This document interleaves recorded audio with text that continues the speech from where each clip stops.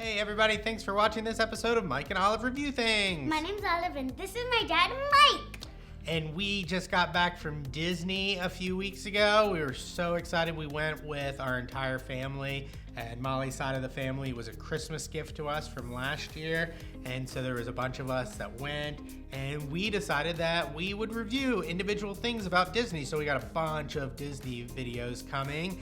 And the one that we're going to talk about today is Galaxy Edge! Galaxy's Edge at Hollywood Studios. So it's the Star Wars portion of Hollywood Studios. They had been talking about it for years and they built it out and we got to go to it. It was awesome. It was great. It was one of those things that, so we went in a few months after it opened and people were telling us, oh, you're going to have to you're probably not going to get in. It's going to be so busy. And it wasn't. It was busy, but it wasn't nearly as busy as people made it seem to be. And I talked to some friends that actually work at Disney, and they said, yeah, they may have scared a lot of people off by making it seem like it was going to be a lot busier than it was.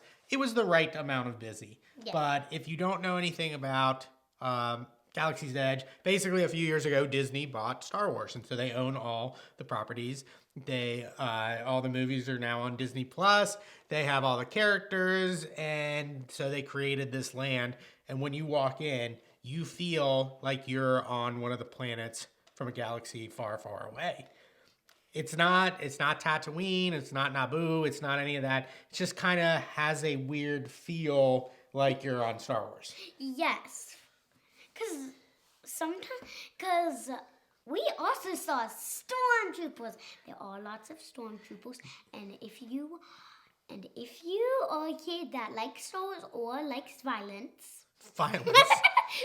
Well, so what was really cool is right as soon as we walk in, you immediately get immersed into Star Wars, and then what we saw was stormtroopers and Kylo Ren just walking down the road in front of us, and it was oh my gosh, that's the real Kylo Ren and stormtroopers. It looked amazing.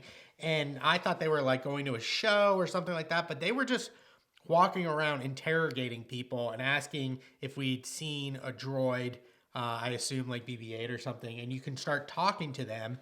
And I started bad-mouthing the stormtroopers, and they talk right back to you, and they seem like they're threatening you.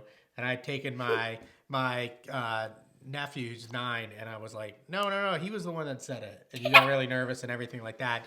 So that's something that I really liked about it. So that was my favorite thing, is that the characters, we started walking and then Chewbacca was just walking next to us, and he was giving people hugs, and it's the real Chewbacca. It's incredible. And then the Chewbacca is fixing the Millennium Falcon and everything like that. He's just around. It's really cool. It was the first time in my life that kids get really excited to see the characters at Disney. And I went as a kid, but I don't really remember it that well. It was the first time in my life that I got super excited to see a character walking around, because you're just that's the actual Chewbacca. So what's something that you really liked?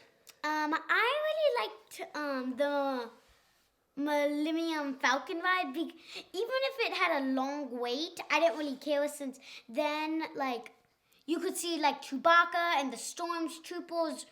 Yeah, so they have the Millennium Falcon ride, Millennium Falcon, and it's really cool, but it's definitely the longest wait. I mean, we waited probably 45, 50 minutes, but they do a good job of Chewbacca will be fixing the Millennium Falcon and stormtroopers will be interacting with you. And then it's really cool. You go in 6 at a time for the Millennium Falcon, and everybody gets, there's 2 pilots. One gets the control of left and right. One controls up and down. Then there's 2 engineers, and then there's 2 gunners. So I got to be the left pilot. What were you? I was one of the gunners. We didn't really have engineers. Our engineers were young kids that our niece that didn't really want to go right as we went in. So we don't know what the engineer does, but it was also you're actually flying the Millennium Falcon, and it's not a fake thing. It's when I go left, it goes left, and when I go right, it goes right. and then you get to hit light speed and shoot out, and there's flashing lights and all this kind of stuff. I mean, it was so fun. It was so fun. I mean, you were definitely in the cockpit of the Millennium Falcon, and it was just absolutely incredible. It was like a childhood dream come true. So I would have liked to go back and do it more and more, but we didn't have too much time to do that. So what was something that we disliked? I dislike the food. Yeah, they try to keep everything with a Star Wars theme, and so the food really looked weird. They were like bantha ribs or something like that, and they were like alien kinds of things. So we didn't actually eat any food. I think we got some popcorn in the market, but we didn't really eat any food. I would have liked to eat some of it, but I don't think the kids were not interested whatsoever in it. And we were actually really hungry too. We were really hungry.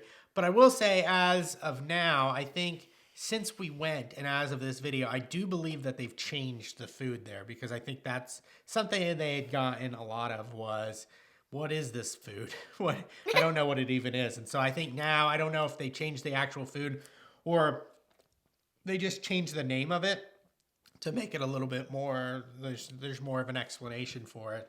But yeah, I mean, I think we were all in agreement that all the characters and the rides and just the feel were amazing, but the food was kind of a weird choice and a weird thing. I will say we didn't get to go to the cantina. They do have a cantina in there that's like a sit-down restaurant, and it's supposed to be like the cantina in Tatooine. The line was incredibly long to get into there, and so we didn't go there. So maybe that's really cool. We also didn't drink the blue milk or the green milk.